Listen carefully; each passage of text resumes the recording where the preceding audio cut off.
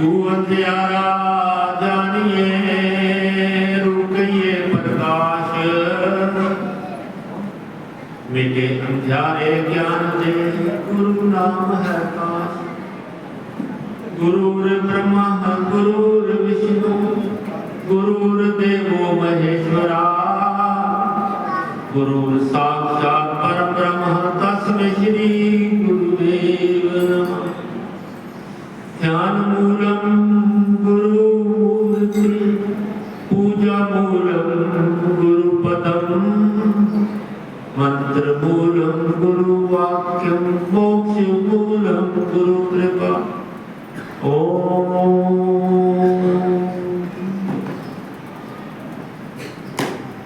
तन तन श्री गुरु ग्रंथ साहब जी की पावन पवित्र निकी गोद में हाजरियां भर रही बापू जी की लाडली प्यारी शासन। बड़े सौभाग्यशाली हैं आप कि बापू जी का शुक्राना दिवस मना रहे हैं। शुक्राना कहने को तो एक छोटा सा शब्द है, लेकिन इसका मतलब बहुत गहरा है। शुक्राना कैसे किया जाए? सेवा करके, सिमरन करके, संकीर्तन करके, यही माध्यम है शुक्राने के। बापू श्रद्धाराम जी कहते हैं, अगर सच्चा शुक्राना करना है तो श्वास श्वास उस प्रभु के नाम का सिमरन करो, उनको याद करो और उसका शुक्राना करो कि हम भाग्यशाली हैं, हमें ये जीवन मिला है। हम भाग्यशाली हैं कि हम ओम जी की कृपा के पात्र बने हुए हैं। हम भाग्यशाली हैं कि ओम जी की शरण में बैठे हैं, अपने जीवन को सार्थक कर रहे हैं। महापुरुष समझाते हैं कि जीवन का लक्ष्य क्या है, जीवन कैसे सुखमयी हो, जीवन जो हमें परमात्मा से मिला है, उस प्रभु का प्रसाद है। भव सागर को पार करने वाली एक नौका है। अगर समय रहते हमने इसका सदुपयोग नहीं किया तो हमने अपने आप से धोखा किया। जीवन के दो ही लक्ष्य होते हैं, एक कि हमारा जीवन सुखमय कैसे हो,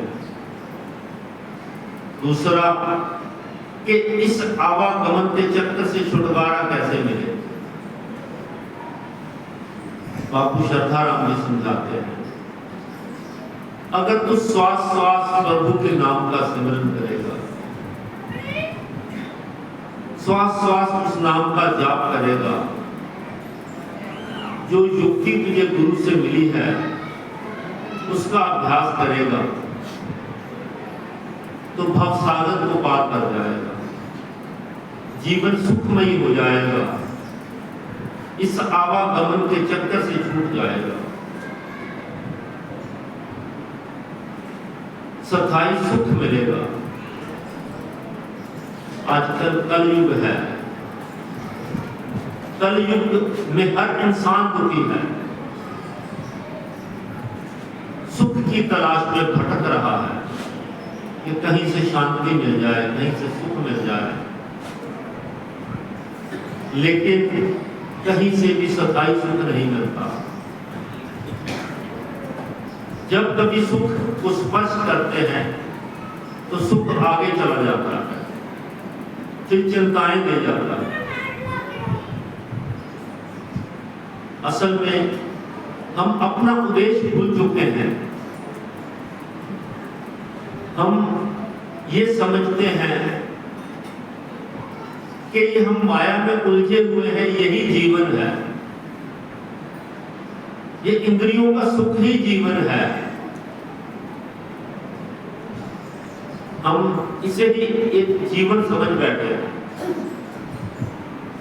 इसीलिए आपातकाल के चक्कर में पड़े हुए हैं। महापुरुष समझाते हैं कि असल में हमारा आवेश कुछ और है।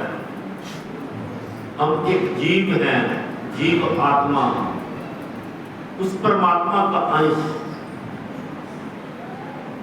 उस परमात्मा ने हमें रहने के लिए ये घर दिया है किराए का। जब हमारा समय पूरा हो जाएगा, हम इस घर को छोड़कर चले जाएंगे दूसरे घर के लिए। महापुरुष समझाते हैं कि हमें ये जो घर मिला है, जो रहने के लिए जो घर मिला है, ये प्रभु का सिमरन करने के लिए मिला है। जब इंसान मां के गर्भ में उल्टा लटक रहा था, तड़प रहा था, तो उस प्रभु के आगे यही फरियाद करता था, हे मालिक, हे प्रभु, मुझे इस कुंभी नरक से छुटकारा दो। मैं बाहर जाकर, धरती पे जाकर तुम्हारे नाम का सिमरन करूंगा, तुम्हें हर पल याद करूंगा, अपने जीवन को सार्थक करूंगा। लेकिन जब जन्म होता है, इंसान मोह माया में ऐसा उलझ जाता है तो उसे कुछ भी याद नहीं रहता। जैसे जैसे बड़ा होता जाता है, वैसे जैसे उलझने बढ़ती चली जाती हैं। वो माया का जाल, इंद्रियों का सुख, ये वो माया का जाल ऐसा जाल है कि जो हमें छोड़ता नहीं है और ना ही हम इसे छोड़ना चाहते हैं। हम इसे ही जीवन समझ बैठे हैं। महापुरुष समझाते हैं कि इस भव सागर को पार करने के लिए 3 सीढ़ियां होती हैं। एक है सिमरन, दूसरी है सेवा और तीसरा है संकीर्तन। सेवा करने से मन शांत होता है, सिमरन करने से मन शांत होता है, मन में एकाग्रता आती है, शाश्वत आनंद की अनुभूति होती है। वो शाश्वत आनंद जिसे गूंगे की मिठाई कहा गया है, जिसका आनंद हम महसूस तो कर सकते हैं लेकिन बता नहीं सकते। इसीलिए महापुरुष समझाते हैं कि ज्यादा से ज्यादा सिमरन करो, जितना समय मिले, सुबह शाम जब भी समय मिले, उस मालिक का धन्यवाद करो, सिमरन करो। जो युक्ति तुम्हें अपने गुरु से मिली है उसका अभ्यास करो। दूसरी है सेवा। सेवा करने से तन पवित्र होता है। अगर हम हाथों से सेवा करते हैं, सेवा के भी कई माध्यम हैं, तन, मन और धन से सेवा। लेकिन सच्ची सेवा वही है जो निष्काम सेवा हो। सेवा करते समय हमारे मन में कोई ईगो ना आए, कोई अहंकार ना आए कि मैं सेवा कर रहा हूं। आजकल अक्सर देखा जाता है, हम सेवा कम करते हैं और सोशल मीडिया पे ज्यादा डालते हैं। लेकिन महापुरुष समझाते हैं कि ये सेवा नहीं गिनी जाती। सेवा है एक हाथ से दो और दूसरे हाथ को पता ना चले। सेवा में दिखावा नहीं होना चाहिए, मन में यही भाव होना चाहिए कि प्रभु का धन्यवाद है, मालिक का धन्यवाद है, शुक्र है कि उसने हमें सेवा का मौका दिया। अगर हमें सेवा का मौका न मिलता तो किसी और को मिल जाता। मालिक के लिए सेवा करने वाले तो बहुत हैं, लेकिन हमें सेवा उस मालिक की कृपा से मिली है। लेकिन आजकल ये कम होता है। हम ये कम सोचते हैं कि हमें कृपा, मालिक की कृपा से सेवा मिली है। आजकल ज्यादा सोच यही बन गई है, अगर मैं न करता तो कौन करता। करने वाले तो बहुत हैं। प्रभु के काम कभी रुकते नहीं, दरबारों के काम कभी रुकते नहीं, हमेशा चलते ही रहते हैं। अगर एक सेवादार नहीं तो दूसरा, तीसरा आ जाता है। लेकिन मन में ये ईगो नहीं आनी चाहिए कि मैं सेवा कर रहा हूं। सेवा करते समय उस मालिक का धन्यवाद करना है। शुक्र है कि मुझे सेवा का मौका दिया, शुक्र है मुझे तंदुरुस्ती दी कि मैं सेवा के काबिल हूं। तीसरी सीढ़ी है संकीर्तन। संकीर्तन भी एक भक्ति है। अगर सच्चे भाव से संकीर्तन किया जाए तो वो भी भक्ति गिनी जाती है। मीराबाई ने सारा जीवन संकीर्तन किया। जब वो मात्र 8 वर्ष की थी तब उसके घर के आगे से एक बारात निकली। उसने अपनी माता से पूछा, भैया ये क्या हो रहा है, क्यों जा रहा है? तो माता ने कहा कि दुल्हा जा रहा है अपनी दुल्हन को लेने के लिए। तो उसने कहा कि मेरा दुल्हा कौन है? तो माता को सामने भगवान कृष्ण का स्वरूप नजर आया। तो माता ने कहा वो तुम्हारा दुल्हा है। उसी दिन से अपने आप को समर्पित कर दिया प्रभु के श्री चरणों में। बचपन से संकीर्तन करती रही, सारा जीवन संकीर्तन किया, सारा जीवन भक्ति की, और आखिर उस प्रभु में ही समा गए। ये भी एक भक्ति है, संकीर्तन भी एक भक्ति है।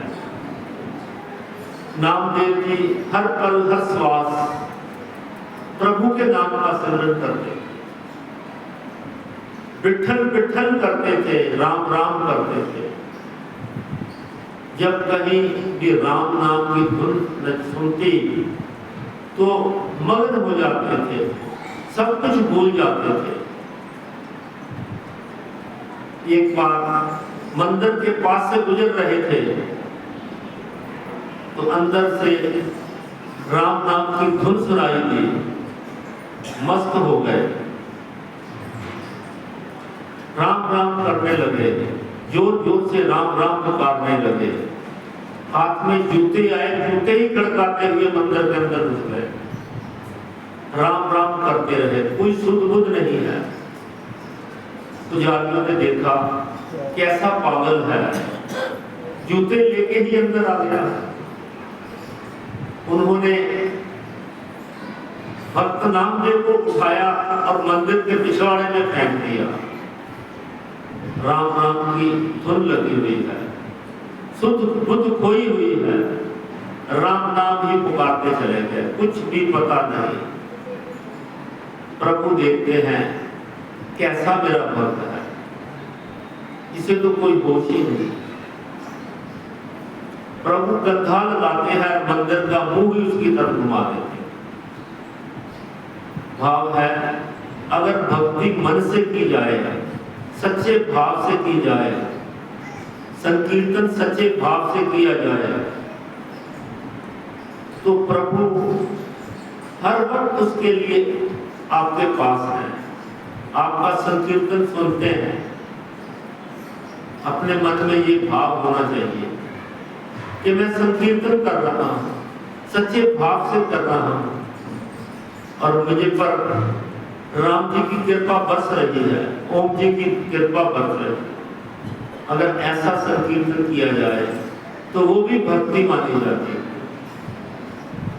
ये संतों का दरबार है। संत में गुरबानी में व्याख्या की गई है कि संत वो जो हर पल हर श्वास नाम के का स्मरण करे, प्रभु की आराधना करे, उठते बैठते खाते पीते सोते जागते उस प्रभु की आराधना करे, नाम का जाप करे, वही संत है। ऐसे ही थे हमारे बापू श्रद्धाराम जी। हर पल हर श्वास नाम का जाप करते ही रहते थे। गुरबानी उनके रोम रोम में समाई हुई थी। उठते बैठते, खाते पीते, सोते जागते, हर वक्त गुरबानी का जाप करते थे। जब ऐसा करते हैं तो वाणी सिद्ध हो जाती है। वाणी सिद्ध कैसे होती है? प्रभु के नाम के सिमरन से। अगर हम भी इतनी भक्ति करें, इतनी कोशिश करें, तो हर चीज संभव है, कुछ भी नामुमकिन नहीं है। बापू श्रद्धाराम सिंह समझाते थे कि हमें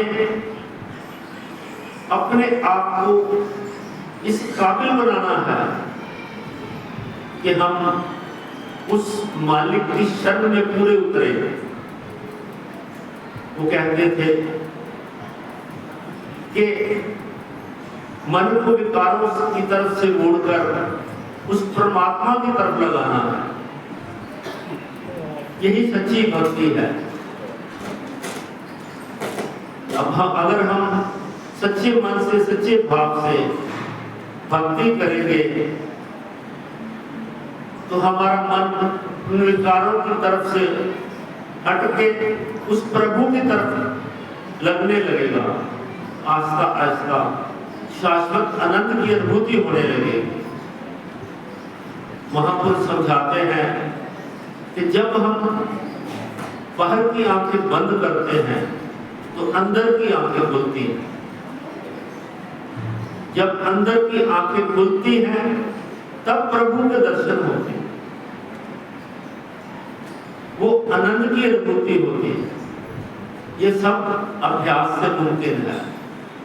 अगर हम अभ्यास करें आस्था आस्था, शनई शनई, तो मन काबू में आ जाता है। कहते हैं ना, मन को काबू करना बड़ा मुश्किल है। मन एक घोड़े की भांति है, गधे की भांति है। इस पर विकारों का डंडे की जरूरत होती है। एक राजा ने अपने मंत्री से कहा कि ये गधा ले जाओ, इसको इतनी घास खिलाओ कि ये घास खानी बंद कर जाए। मंत्री ले गया। उसने घर जाके उस गधे की बड़ी सेवा की और हरी हरी घास खिलाई। एक दिन देखा कि अब ये तृप्त हो गया है, तो उसे दरबार में ले आया। महाराज, अब ये तृप्त हो चुका है।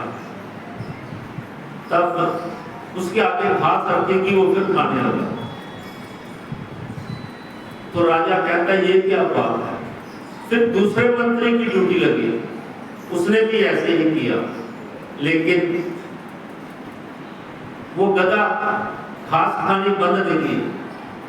फिर एक मंत्री ने कहा मुझे बताइए, मैं इसको तृप्त कर दूंगा। वो उस गधे को घर ले गया, उसके आगे हरी घास रखी। जब वो खाने लगा, उसने उसके मुंह पर जोर से डंडा मारा। उसने घास खानी बंद कर दी। फिर थोड़ी देर बाद या दूसरे दिन फिर घास रखी, फिर खाने लगा, जोर से डंडा मारा। फिर तीसरे दिन, चौथे दिन ऐसे ही करता गया। जब घास उसके आगे रखता, जब वो खाने लगता तो उसके मुंह पे जोर से डंडा मारता। आस्ता आस्ता स्थिति ये बन गई है कि उसने घास की तरफ देखना ही बंद कर दिया। मुझे ये मालूम हो गया कि अगर मैं घास खाऊंगा तो मेरे मुंह पर जोर से डंडा लगेगा। वो गधे को दरबार में ले आया, उसके आगे घास रखी गई। जब घास रखी गई तो गधे ने घास की तरफ देखा ही नहीं। ऐसे ही है हमारा मन, विकारों में उलझा हुआ है। इसके ऊपर ज्ञान के डंडे की जरूरत है।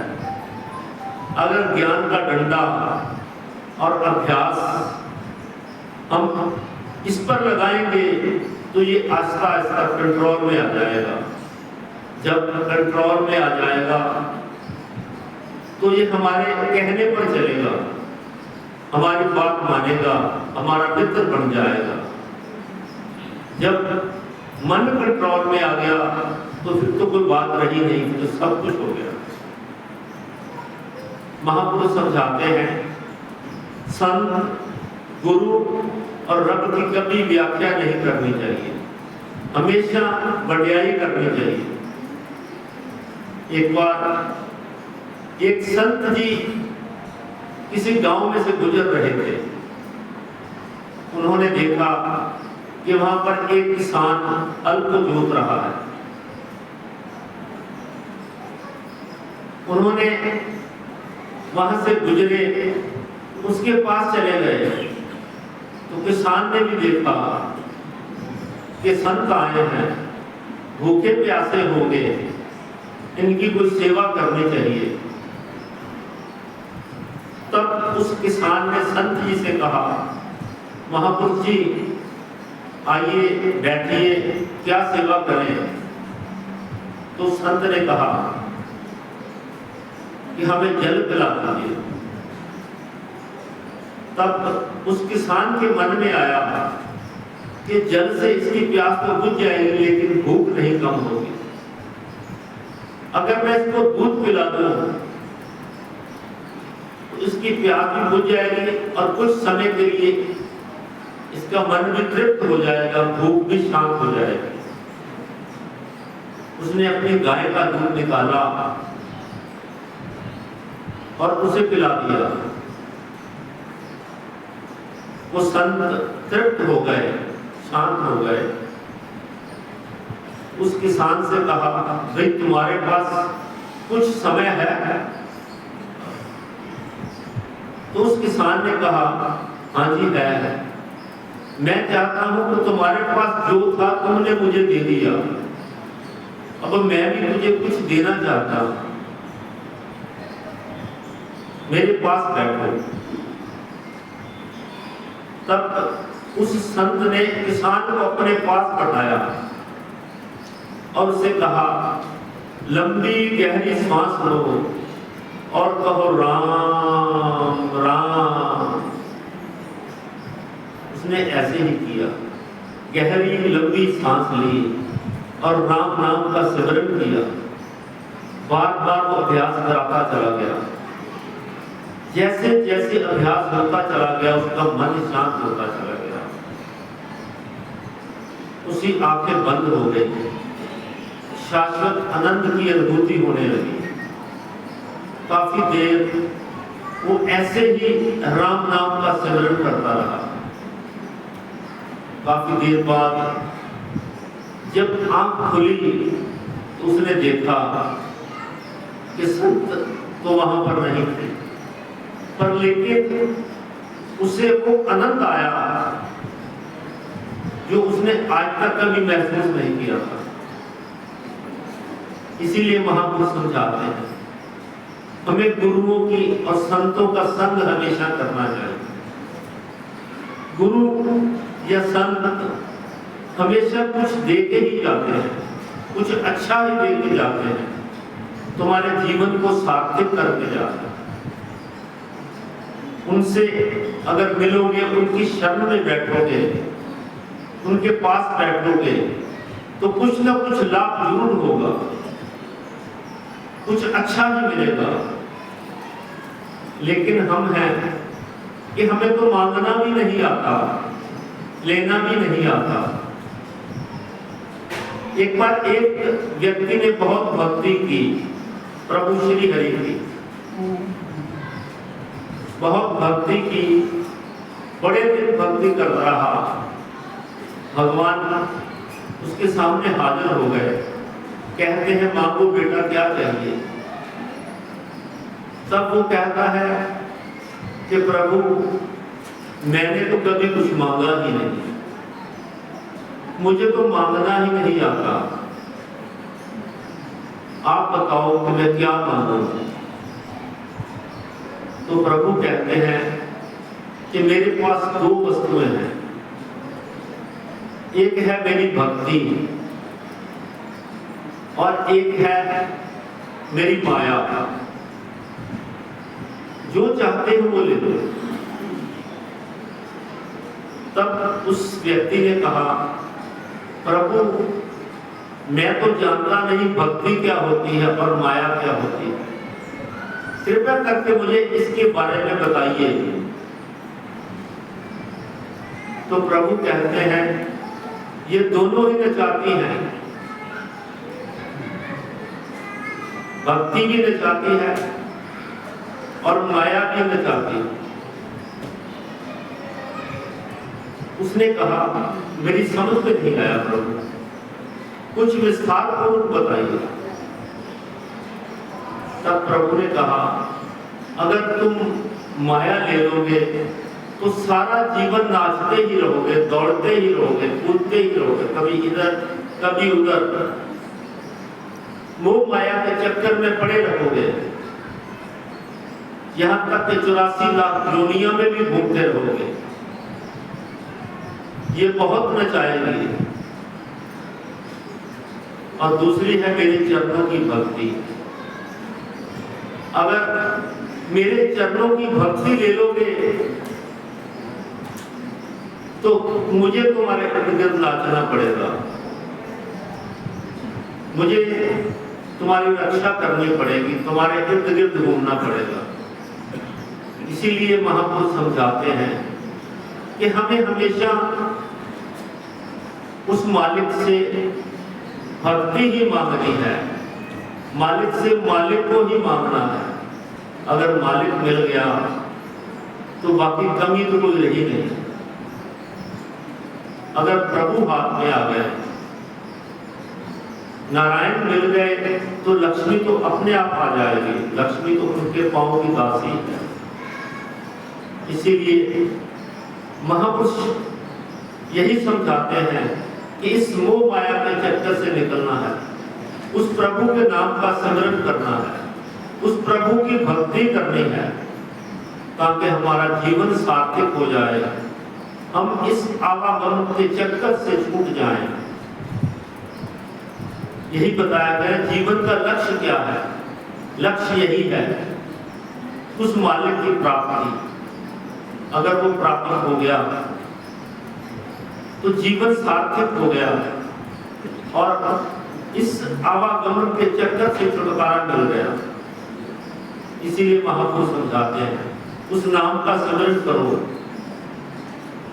शनैः अभ्यास करो, अपने मन को उस मालिक की तरफ मोड़ो, ताकि तुम्हारा जीवन सार्थक हो जाए। मैं ओम जी से यही अरदास करूंगा, यही विनती करूंगा, सारी संगत को समर्था दें, शक्ति दें कि वो अब पूरी लगन के साथ, पूरी मेहनत के साथ सिमरन करें, सेवा करें और संकीर्तन करें। आओ अरदास करें। औखी घाटी बिखरा कहना मेरे अंग संग होए सहाय गुरु, सब संगत मिल अरदास करो मेरे मनो न बिसरे वाहिगुरु। सब संगत मिल अरदास करो मेरे मनो न बिसरे वाहिगुरु। ओम बापू नंदा चौर वाया की सदाई है, शहंशाह झंडे की सदाई है, ऊंचिया पत्थरा वाया बापू जी आपकी सदाई है। जगत स्वामी स्वामी श्रद्धाराम जी महाराज